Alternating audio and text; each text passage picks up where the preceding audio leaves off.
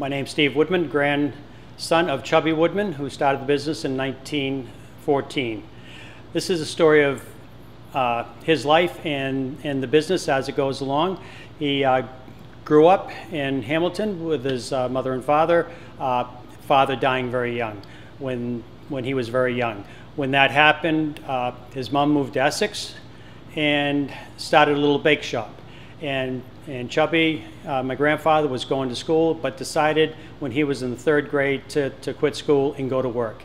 He actually went to work at an uncle's farm that was in Wenham, Princemere Estate, and he became a stable boy. And by being a stable boy and working around the horses, he became a very good rider, where his aunt really enjoyed Chubby riding the horses and actually driving her in the carts. And working there 7 years, he got to meet a lot of the people that they hung around with, a lot of the other estates in Beverly Farms and Wenham and Hamilton, and got to know them. Then he decided to leave after 7 years, came back here to Essex and started doing some clamming, selling some clams, opening up the roadside stand in 1914, selling clams, and then in 1916, after selling some potato chips and then frying some clams on July 3rd, 1916, developed the business that is going strong now. Then in the 20s, actually 1923, he decided to look into doing clam bakes. And he knew about clam bakes from actually his father-in-law, because he was working part-time with the Roberts of Gloucester clam bake catering.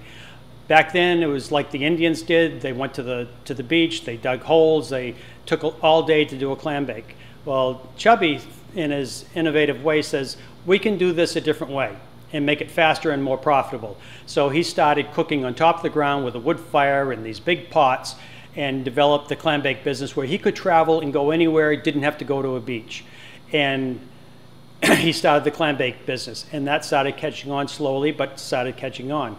Then as the years got going, through the Depression, things got hard. They were just living hand to mouth. Summer was good, winters were bad, and he was trying to figure a way to make some extra money and to keep themselves going. The restaurant across the street came up for sale. He bought that and actually kept that going through some hard times, and then just kept on going year after year after year.